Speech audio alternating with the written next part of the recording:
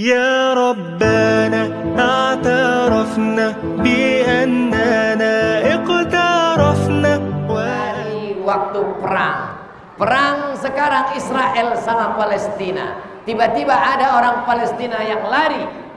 Maka orang lari dari perang, dia sudah masuk dosa besar, hilang amalnya, melayang sholatnya, terbang zikirnya, neraka jahanam tempatnya. Maka coba tonton film Omar Mukhtar.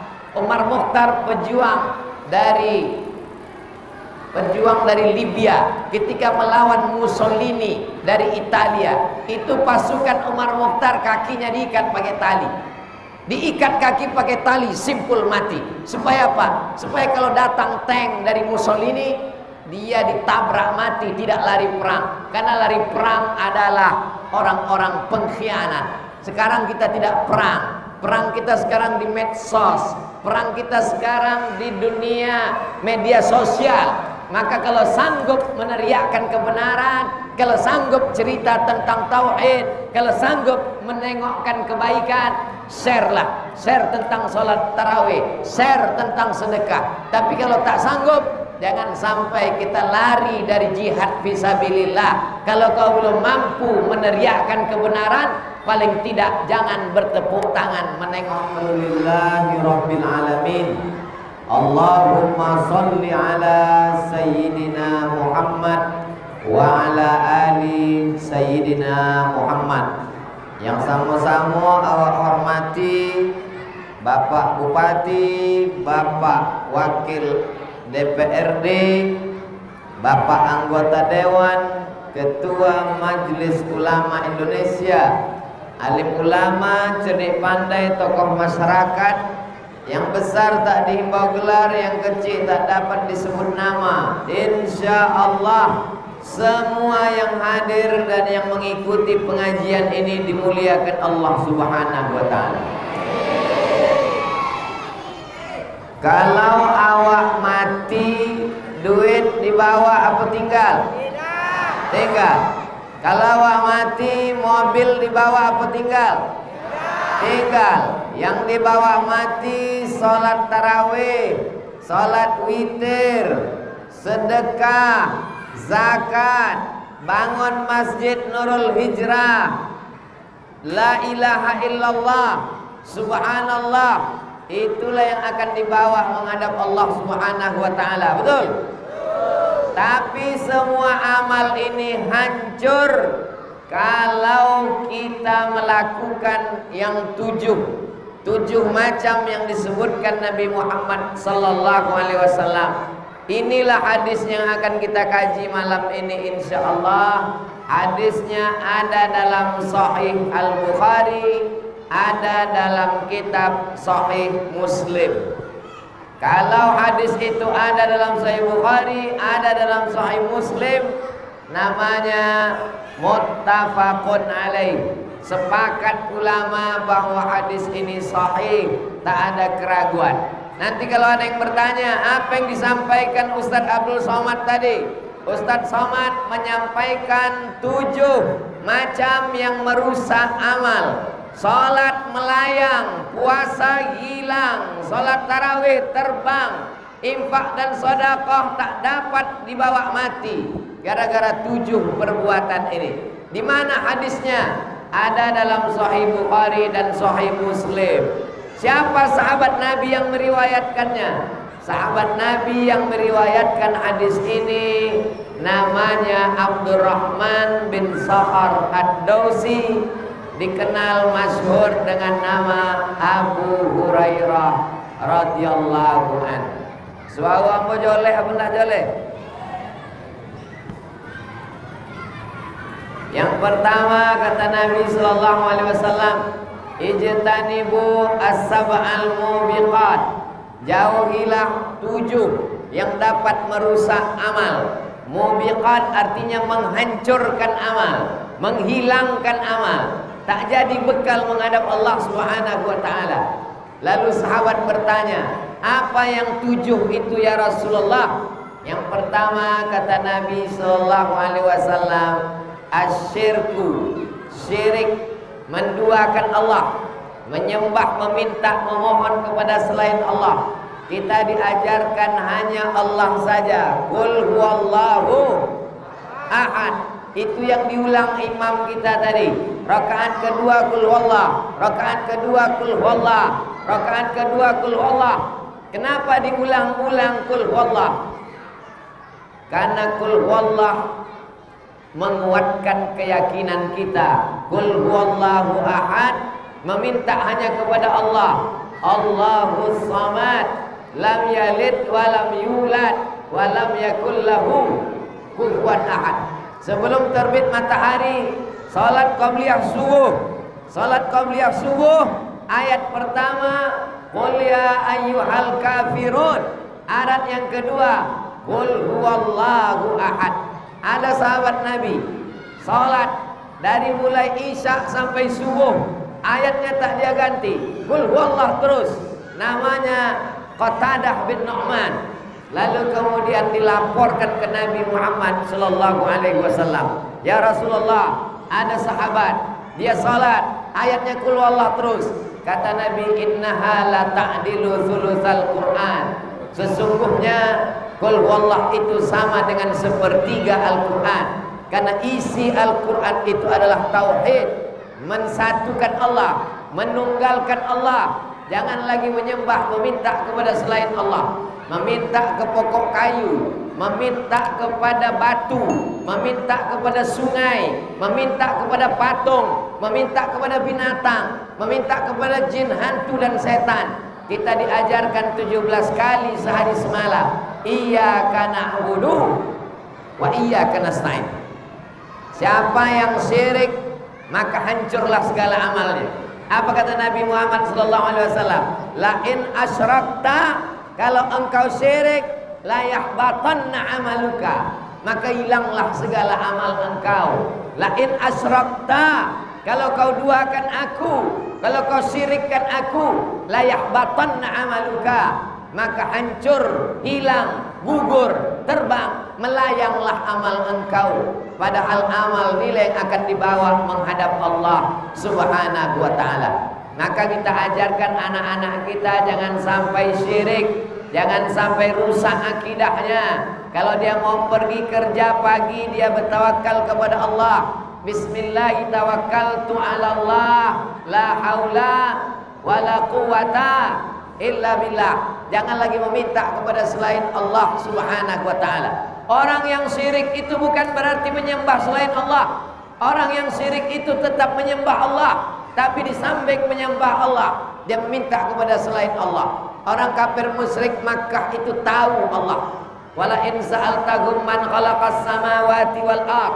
Kalau kau tanya kepada mereka, siapa yang menciptakan langit dan bumi? Mereka menjawab Allah. Wala in sa'altahum man anzalas minas sama'i ma'a. Siapa yang menurunkan air hujan? Mereka akan menjawab Allah. Wala in sa'altahum man khalaqahum. Kalau kau tanya siapa yang menciptakan mereka?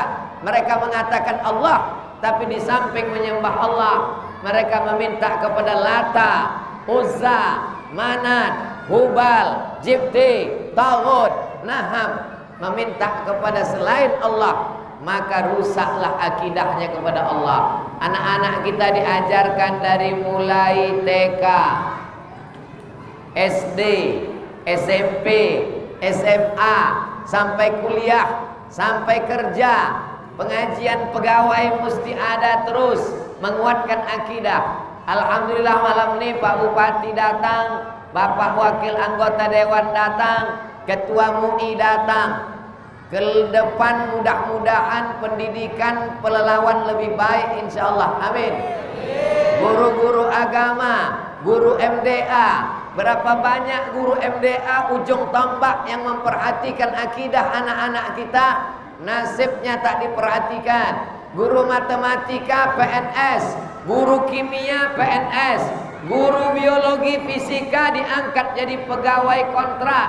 Guru MDA yang mengajarkan Allah, yang mengajarkan malaikat, yang mengajarkan alam kubur, yang mengajarkan dia akan mati bangkit lagi, yang mengajarkan surga dan neraka. Gajinya 300.000 sebulan, turun 3 bulan sekali, itu pun disunat masal. Bagaimana pendidikan anak-anak kita ke depan?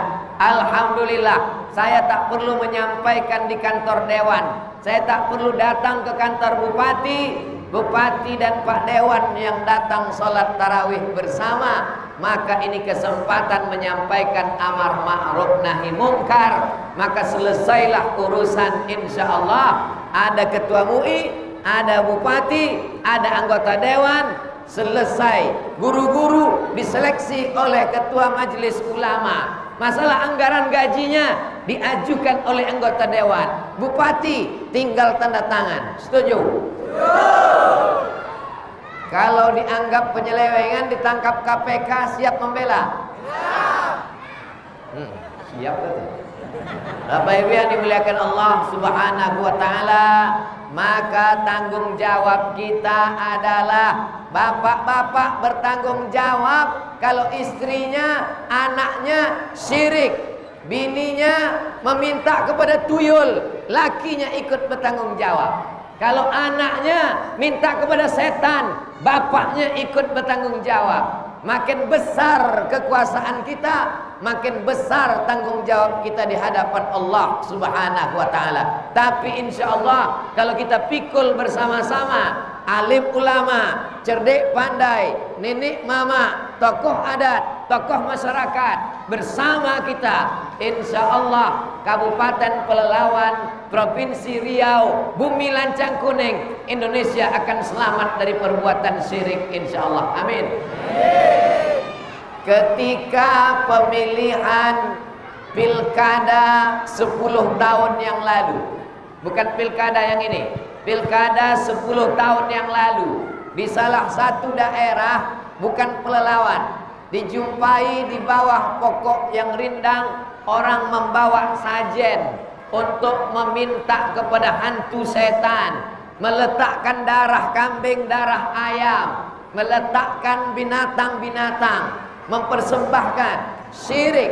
Padahal negeri kita mayoritas Islam. Salat tarawih ramai, salat witir ramai, khatam Quran ramai, pondok pesantren banyak, tapi syirik tetap ada. Itu menunjukkan kita masih tinggal di dunia, kita belum di akhirat, kita masih di dunia.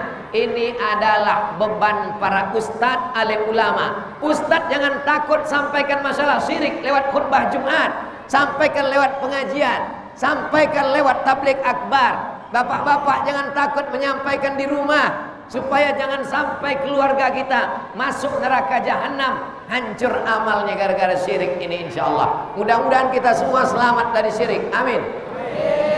Habis poin yang pertama. Yang kedua adalah as-sihru, sihir.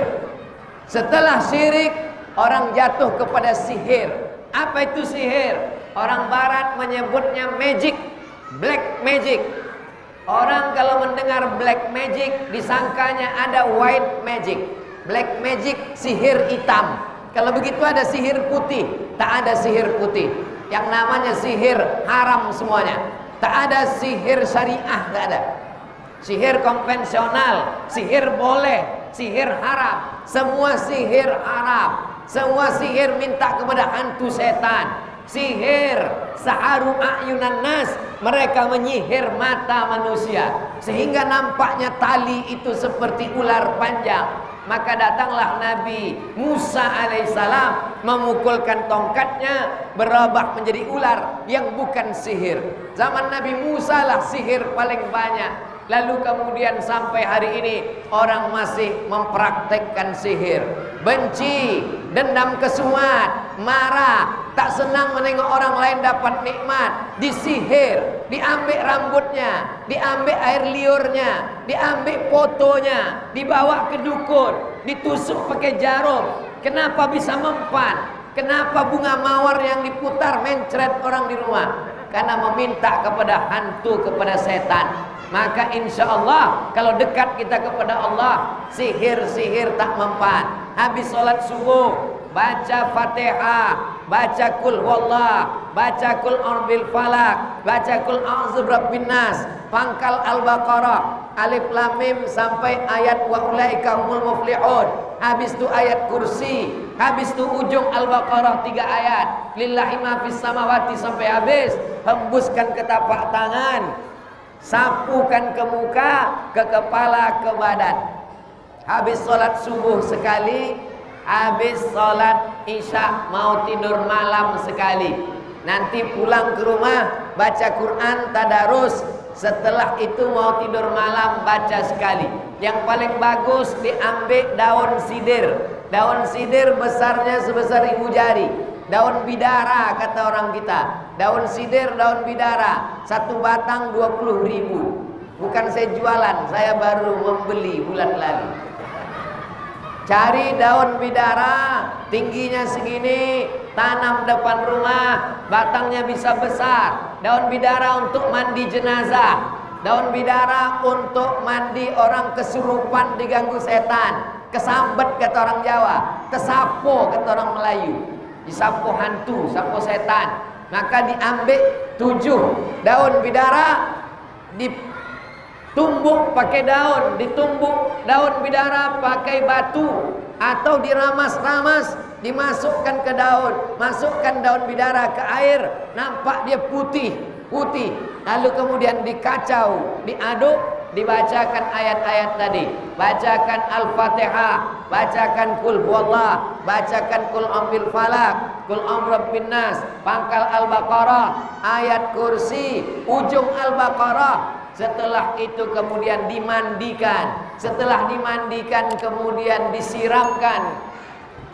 Air yang sudah dibacakan tak boleh dipakai untuk basuh kencing, basuh BAB, cebok, haram. Karena air itu bersih, suci. Maka air itu dihabiskan mandi atau disiramkan ke tanaman. Makin tinggi pokok kayu, makin kencang anginnya. Makin besar pokok kayu, anginnya puting beliung. Bapak punya duit, bisnis banyak, orang dengki.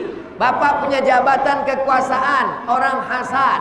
Orang minta kerja, tak dikasih kerja, disantetnya, dibacakannya mantra-mantra. Anak gadis cantik, dipinang tak diterima, dukun bertindak. Ini semua perbuatan setan. Perbuatan ini disebut dengan sihir. Di sebagian tempat disebut dengan tuju. Di sebagian tempat disebut dengan santet. Lain padang, lain belalang, lain lubuk, lain ikannya, lain tempat, lain istilahnya. Black magic, sihir, santet, tuju, begu ganjang, macam-macam namanya. Ini semua adalah meminta kepada hantu, meminta kepada setan. Makanya kita diajarkan a'udzubillahi minasyaitan. Namanya jin. Jin ini terbagi 2. Ada jin yang baik, namanya jin Islam. Ada jin yang tak baik, namanya jin kafir, setan. Induk dari setan adalah iblis. Kita minta kepada Allah Subhanahu wa taala pagi, petang dan malam. Nabi mendoakan cucunya Hasan Husain, dihembuskan kepalanya. U'izukuma bikalimatillahi tammati min kulli syaitanin wa hammati wa min kulli ainin lamma. Bismillah. Ku sebut nama Allah alladzi la yadurru ma'asmihi syai'un fil ardi wala fis sama. Dengan ku sebut nama Allah tak ada yang bisa memudaratkan baik di bumi maupun di langit. Ustaz Somad masuk hutan, keluar hutan, masuk ke suku Talang, masuk ke suku Akit, tidur di Penyalai, 7 hari 7 malam menelusuri Sungai Kampar, dari mulai Pangkalan Kerinci singgah sampai ke Penyalai, tidur di Penyalai, masuk ke Talang Mama, masuk ke suku Anak Dalam, masuk ke suku Kubu, masuk ke suku Akit. Apa yang Ustaz baca setiap masuk ke kampung? Bismillahi tawakkaltu ala Allah, la haula wala quwata illa billah. Mau tidur malam baca ayat kursi, Allahu la ilaha illa huwa al hayyul qayyum la ta'khudhuhu sinatun wala naum lahu ma fis samawati wa ma fil ard man dzal ladzi yashfa'u indahu illa bi izni ya'lamu ma baina aydihim wa ma khalfahum wa la yuhituna bi syai'in min ilmihi illa bima syaa wasi'a kursiyyuhu samawati wal ard wa la ya'uduhu hifdzuhuma wa huwal aliyyul azim. Minta lindung kepada Allah Subhanahu wa taala. Tidak ada meminta kepada yang lain. Idza sa'alta fas'alillah. Kalau kau minta, minta kepada Allah. Wa idza sta'anta fasta'in billah. Kalau minta tolong kepada Allah Subhanahu wa ta'ala. Yang pertama, syirik. Yang kedua, sihir. Yang ketiga, qatlun nafsil lati harramallahu illa bil haq. Yang ketiga adalah membunuh. Sekarang orang ringan saja membunuh. Naik motor di jalan, motor orang lebih laju, cabut pistol, tembak, mati. Merampok, minta duit, minta rokok, tak dikasih, bunuh. Nyawa orang macam nyawa lalat dia buang. Dalam Islam diajarkan, man qatala nafsan bighairi nafsin faka'annama qatalan nasa jami'a. Siapa yang membunuh satu orang, maka dia sama seperti membunuh semua orang. Dalam Islam, orang yang membunuh tidak dipenjara. Orang yang membunuh tak masuk penjara, karena dia hanya akan menghabiskan jatah negara saja, menghabiskan APBN saja. Pembunuh ini dipancung kepalanya. Setuju? Nanti kita pancung kepala. An-nafsu bin nafsi. Orang yang membunuh, maka dia dihukum bunuh juga. Dipancung kepalanya. Bukan digantung, bukan ditembak. Dipancung, digantung, ditembak jantung. Menurut ilmu kematian, katanya digantung itu sakit, patah lehernya. Saking sakitnya keluar sperma. Orang yang bunuh diri, waktu tergantung, ditendangnya kursi, jatuh dia ke bawah, patah lehernya. Siapa yang ada niat mau bunuh diri, pikirlah baik-baik. Orang yang ditembak jantungnya, itu tukang eksekusi, tukang tembak, dia tak tahu senapan mana yang ada pelurunya. Kenapa? Karena yang menembak itu 10 orang, yang punya peluru cuma 1. Kenapa? Karena dia tidak mau merasa berdosa seumur hidup sudah membunuh. Jadi pelurunya 1. Walaupun yang menembak 10 orang, pelurunya 1. Sehingga masing-masing tak merasa dia yang membunuh. Kau membunuh? Enggak, mungkin pelor enggak ada pedoang. Semuanya tidak merasa ada peluru yang menembak. Begitulah mereka takut membunuh. Menembak tangkai jantung, matinya lama. Diikat leher, jatuh ke bawah, patah. Tapi ketika orang dipancung tengkuknya, maka ketika pedang itu kena ke tengkuknya, langsung dia pingsan dan mati. Karena kalau memukul orang dari tengkuk, langsung pingsan, lalu kemudian mati. Jadi menurut ilmu kematian, ditembak, digantung, dipancung, maka dipancung lebih ringan. Tapi itu prediksi saja. Karena yang kena pancung, kena gantung, dan kena tembak belum pernah hidup lagi diwawancarai untuk bercerita bagaimana rasanya. Tapi dalam Islam diajarkan nyawa amat sangat berharga. Maka siapa yang membunuh, hukumannya adalah neraka jahanam, kekal selama-lamanya dalam neraka. Lalu kemudian kalau orang sudah membunuh, maka dia dihukum mati. Lalu kemudian kalau keluarganya memaafkan, fa in ufiya lahu min akhihi syai'un fattiba'un bil ma'ruf. Kalau keluarga memaafkan, maka dibayarlah diat. Diat itu 100 ekor onta. Di tempat kita tak ada onta, maka dia membayar. Karena tak ada onta, maka dibayar dengan 1000 dinar. 1 dinar itu beratnya 4,25 gram emas. 4 juta kali 1000 sama dengan 4 miliar. Jadi kalau ada orang membunuh, maka dia mesti membayar denda 4 miliar kalau keluarganya memaafkan. Begitulah dalam Islam. Jangan sampai kita membunuh orang, jangan sampai dalam hati kita ada niat untuk menyakiti orang. Karena dalam Islam membunuh sama dengan merusak segala amal kita di hadapan Allah Subhanahu wa ta'ala. Kita lanjutkan yang keempat. Pertama, syirik. Yang kedua, sihir. Yang ketiga, membunuh orang tak bersalah. Yang keempat adalah aklu riba, memakan riba. Alhamdulillah, orang Riau tidak ada alasan lagi makan riba, karena 12 bupati, wali kota, tambah gubernur sudah setuju untuk merubah Bank Riau Kepri menjadi Bank Riau Kepri Syariah. Sekarang sedang menggesa menuju Bank Riau Kepri Syariah. Saya mengajak kepada semua jamaah di Masjid Nurul Hijrah yang menonton program ini supaya besok pagi ke bank pindahkan semuanya duitnya ke bank syariah. Setuju? Banyak yang tak berbunyi. Alihkan duitnya semua ke bank syariah.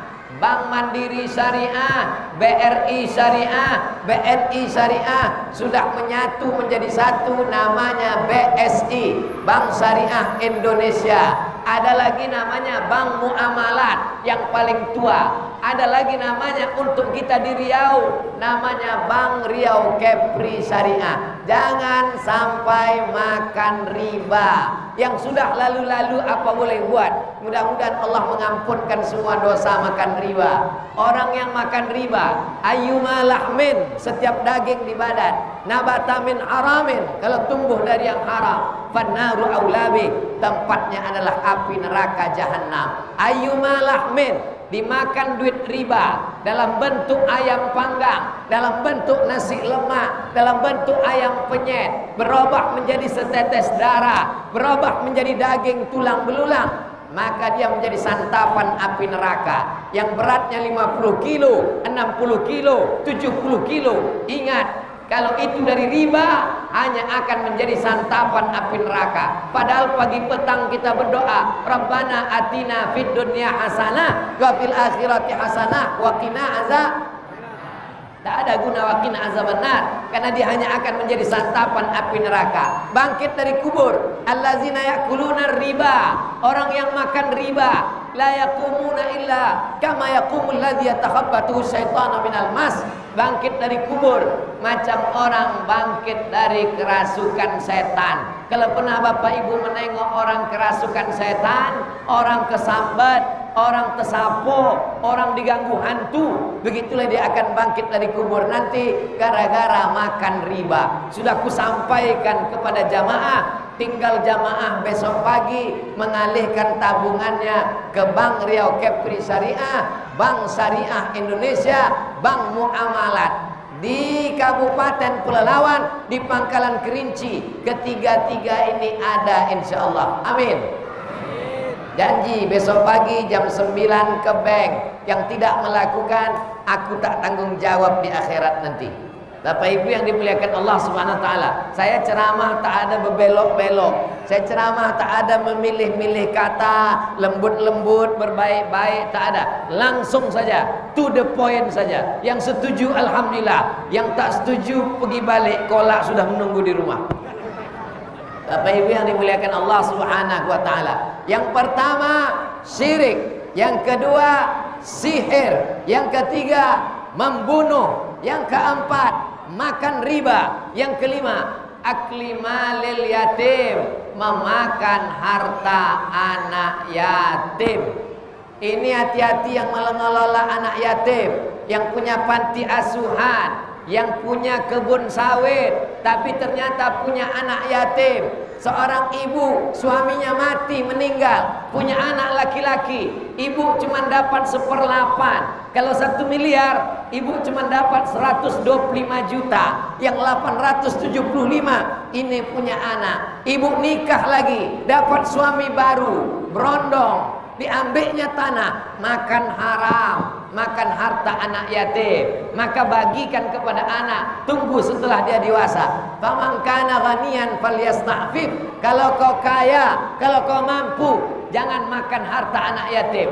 Faman kana faqiran, tapi kalau miskin, susah, tak ada duit, falyakul, boleh. Ibu-ibu yang mengelola harta anak yatim, menerima sawit anak yatim, menerima pokok karet gotah anak yatim, mengurus ruko anak yatim, mengelola panti asuhan, falyakul bil ma'ruf, boleh dia makan sebatas standar. Kalau di Pelalawan standar upah minimum kabupaten, UMK, upah minimum regional. Kira-kira kalau mengurus 10 hektar sawit, di Kabupaten Pelalawan berapa layaknya digaji? 5 juta, dia ambil 5 juta, boleh. Tapi kalau dia ambil 6 juta, berarti dia curang. Man ghassana falaysa minna. Siapa yang curang? Bukan umat Nabi Muhammad sallallahu alaihi wasallam. Alhamdulillah, Badan Amil Zakat Nasional Kabupaten Pelalawan memperhatikan anak yatim, memperhatikan duafa. Sudah dibuka di Pelalawan Basmat. Badan Amil Zakat Pelalawan membuka Basmat. Basmat hasilnya dibagikan kepada yatim, duafa, fakir miskin. Sudah ada 2 basmat. Belanjalah ke basmat, beli kurma, beli beras, beli minyak, beli tepung, beli kue, belanja ke basmat. Saya bukan cuma mengajak, saya sudah belanja dan sudah foto-foto, sudah di-share di Instagram, mengajak Kabupaten Pelalawan. Nanti ke depan 2 sudah dibangun di Pangkalan Kerinci, 1 lagi nanti akan dibuka di sore insya Allah. Kita berharap kabupaten lain terinspirasi dari Pelalawan. Sebagaimana di Pelalawan bisa membuat basmat, belanjalah kita ke tempat yang kira-kira kalau orang itu untung, duitnya untuk fakir miskin, anak yatim dan duafa. Jangan mengkayakan orang yang sudah kaya. Kalau kita belanja ke basmat, duitnya akan balik kepada umat. Nanti mau belanja tepung, mau belanja kue hari raya, mau belanja sirup, mau belanja kurma, belanja ke basmat. Janji. Yang berjanji suruh bagi belanja. Yang diam tanda setuju. Karena dalam hadis dikatakan as-sukutu alamatur ridha, diam tanda setuju. Maka belanja kita bukan sekedar membeli. Kalau kita beli air ini, kira-kira orang yang menjual air ini, kalau dia dapat duit hanya untuk dunia apa akhirat, maka belanjalah ke warung tetangga, belanja ke warung sebelah, membantu anak dia sekolah, membantu anak dia di pesantren, di basmat. Kalau beruntung, maka duitnya akan kembali lagi diputar untuk umat. Ini program bagus. Tak semua kabupaten punya, tak semua kota punya. Kecerdasan ustadz-ustadz kita yang mengelola ini dari Badan Amil Zakat Kabupaten Pelalawan, kita ancurkan jempol. Tidak hanya sekedar mengambil duit dari pegawai zakat potong atas, tapi dikelola dengan baik. Ada yang produktif, tidak hanya konsumtif, tidak hanya sekedar ambil kumpul bagi, tapi dikembangkan sehingga masyarakat sadar. Ustadz berceramah di masjid, sampaikan khutbah, sampaikan tausiah, belanjalah ke warung sebelah, belanjalah ke tetangga, supaya jangan sampai anak yatim susah. Pendusta agama bukan orang liberal sekuler. Pendusta agama adalah orang yang menyia-nyiakan anak yatim. Ara'aital ladzi yukadzibu biddin. Tahukah kamu siapa itu orang yang mendustakan agama? Fadzalikal ladzi yad'ul yatim. Sanggup dia makan kolak 5 piring, anak yatim buka puasa pakai garam.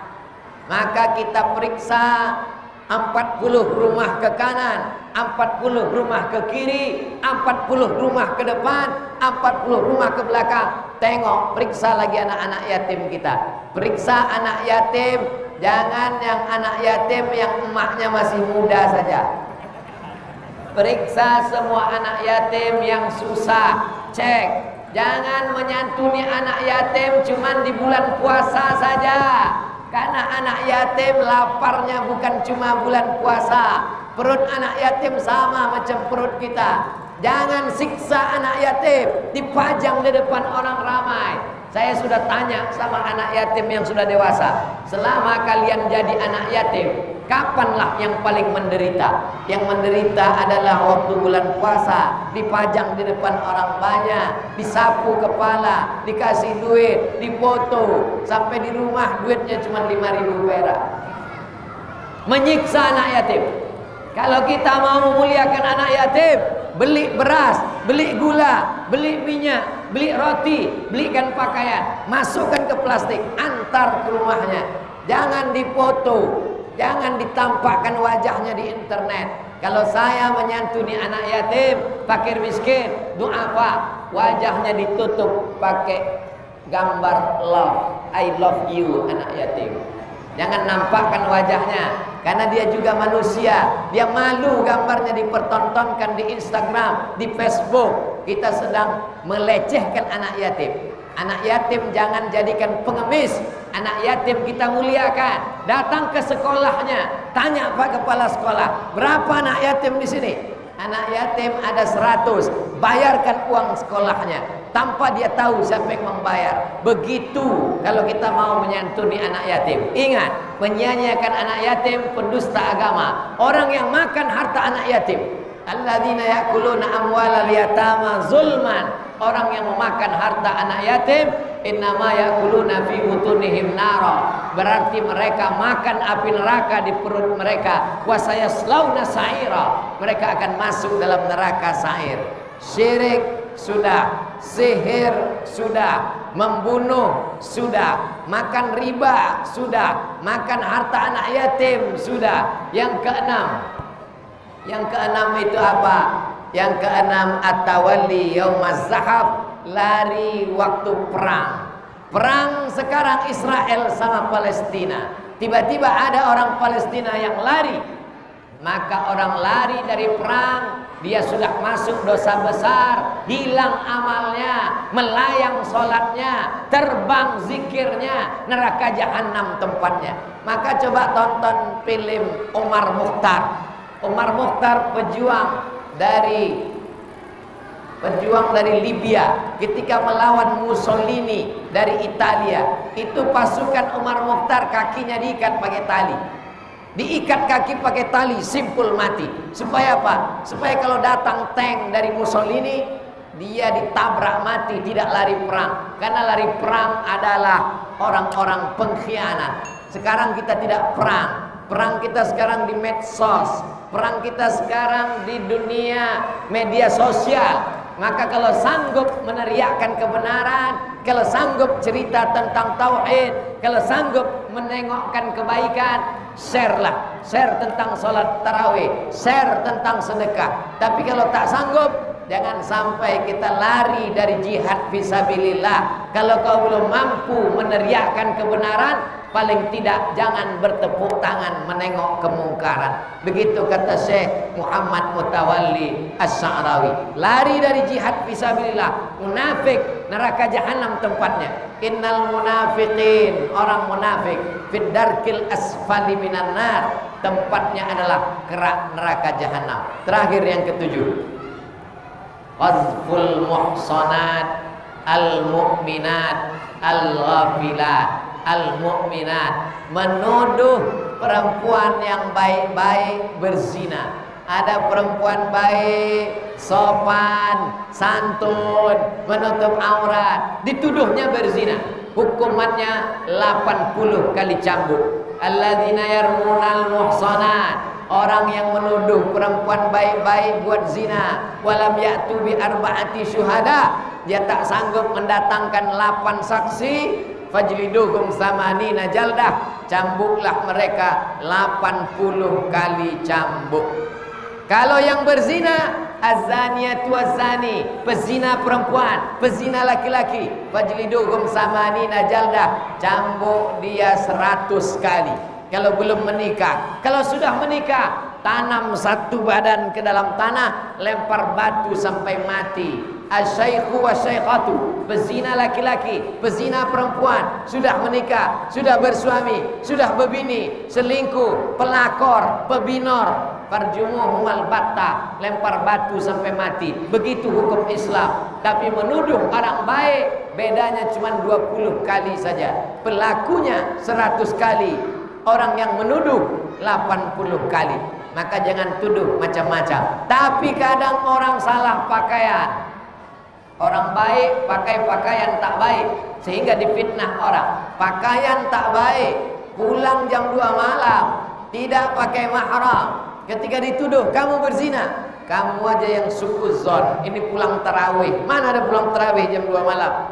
Pakai pakaian seksi. Maka siapa yang bertanggung jawab? La yadkhulul jannata dayyus, tak masuk surga laki-laki dayyus. Ayah datuk, paman, pakcik, abang. Kamu laki-laki sebagai ayah, laki-laki sebagai abang, laki-laki sebagai datuk, laki-laki sebagai paman, bertanggung jawab terhadap anak kemanakan. La yadkhulul jannata dayus, tak masuk surga dayus. Siapa itu dayus?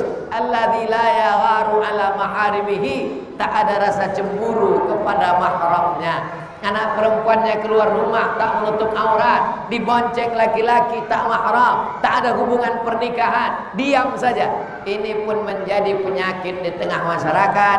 Alhamdulillah, masyarakat Pelalawan semuanya menutup aurat, semuanya salat tarawih, semuanya salat witir, semuanya ramai melimpah ruah. Mudah-mudahan kita istiqomah sampai akhir Ramadan, sampai Syawal, sampai mati, sampai menghadap Allah Subhanahu wa ta'ala. Nanti kalau ada yang bertanya, siapa yang ceramah di Masjid Nurul Hijrah tadi? Ustadz Abdul Somad. Apa yang disampaikannya? Hadis tentang 7 yang menghancurkan amal, hilang, terbang, melayang, mati menghadap Allah, tak membawa apa-apa. Apa saja yang 7 itu?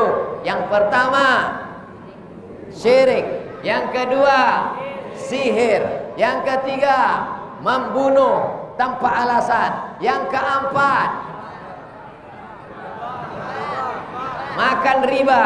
Yang kelima, makan harta anak yatim. Yang keenam, lari dari jihad fisabilillah. Yang ketujuh, menuduh perempuan baik-baik berbuat zina. Hadisnya dari mana? Sahih Bukhari, Sahih Muslim. Siapa sahabat Nabi yang meriwayatkannya? Abu Hurairah. Siapa nama aslinya? Abdurrahman bin Sahar Ad-Dusi. Kapan dia masuk Islam? Tahun ke-7 Hijrah. Kenapa dipanggil Abu Hurairah? Karena selalu membawa anak kucing. Pertanyaan-pertanyaan ini akan masuk dalam ujian semester akhir insyaallah.